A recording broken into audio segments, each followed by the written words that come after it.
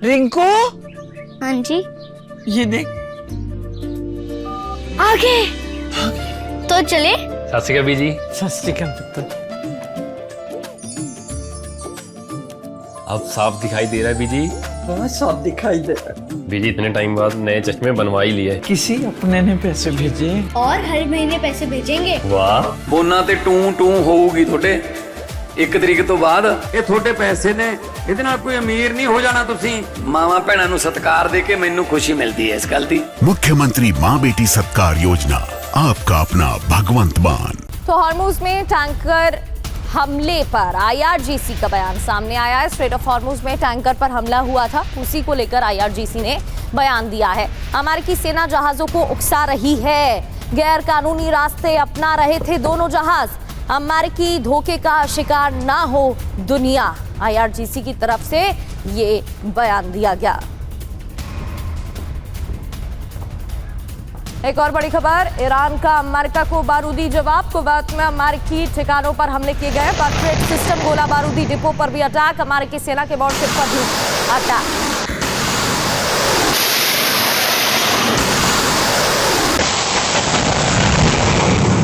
Patriot system हथियार depot पर हमले किए गए।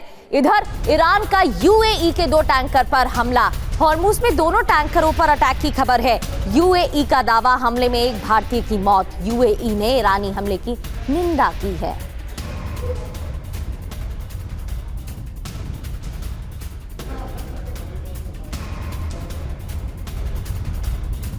और अभी अभी ईरान का बहरीन पर हमला। बहरीन की राजधानी मनामा में धमाके हुए हैं। एक के बाद एक 4 धमाकों की आवाज सुनी गई है। गृह मंत्रालय ने सायरन बजने की पुष्टि भी की है। हमलों के बाद अलर्ट सायरन बजे हैं। लोगों से सुरक्षित स्थानों पर जाने के लिए कहा गया है। गृह मंत्रालय ने सायरन बजने की पुष्टि भी की है। एक के बाद एक 4 धमाके।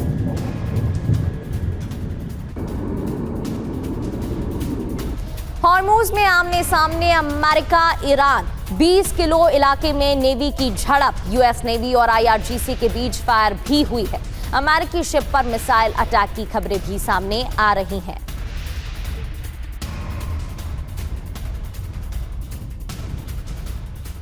हमारे साथ खास मेहमान भी बने हुए हैं। Major general Anuj Mathur sir हमारे साथ एज डिफेंस एक्सपर्ट जुड़े हुए हैं।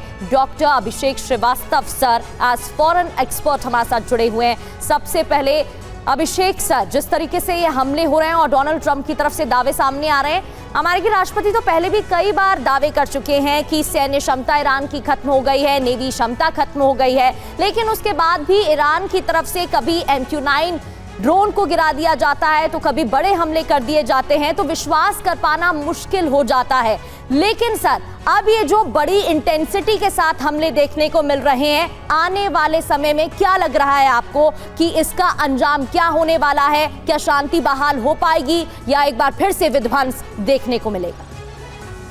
देखिए, 2-3 पक्ष हैं इसके। पहला तो ये कि ईरान के बारे में जो दावा राष्ट्रपति ट्रंप करते हैं, कई बार वो दावा आगे चल करके पता चलता है कि ऐसा कुछ हुआ ही नहीं था, और इस कारण से अंतर्राष्ट्रीय जगत में राष्ट्रपति ट्रंप की बातों पर जो क्रेडिबिलिटी थी वो थोड़ी कमजोर हुई है।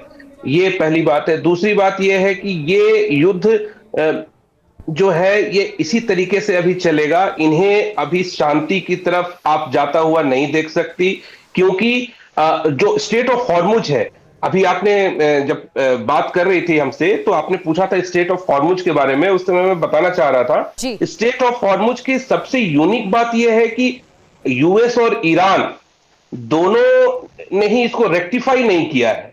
दोनों ही इस रूट के जो यूएन क्लॉज, जो United Nations convention on sea laws है, उसको दोनों ही देशों ने रेक्टिफाई नहीं किया है, और इसलिए जो गैर कानूनी है या ये नहीं कर सकते, I am guardian of the Hormuz, या ईरान उसका मजाक उड़ा रहे, दोनों ही देशों ने हॉर्मुज को एक वेपन की तरह यूज करना अब सोच लिया है, जिसमें राष्ट्रपति ट्रंप ईरान के ऊपर एक कंट्रोल करने के लिए हॉर्मुज के आसपास रहना चाहते हैं, और ईरान जो है उससे अपना एक उगाही का साधन बनाना चाहता है। इसका जो उसी मुद्दे पर अगर फिर से आते हैं, लेकिन तो सर अनक्लॉज कहता क्या है? क्या ये जायज है दोनों तरफ से कंट्रोल करने की कोशिश करना?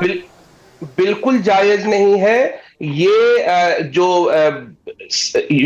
United Nation sea convention on sea laws जो है, ये कहता है कि जो पतली पट्टी है, जैसे 20 किलोमीटर 21 किलोमीटर की जो पतली पट्टी है, उस पर जो अंतर्राष्ट्रीय जहाज जाएंगे और जो पार्टीज वहां पर एक ग्लोबल कॉमन गुड्स के लिए जो व्यापार कर रहे हैं उसको नहीं रोक सकते, क्योंकि एक कॉमन गुड्स की बात है वहां पे।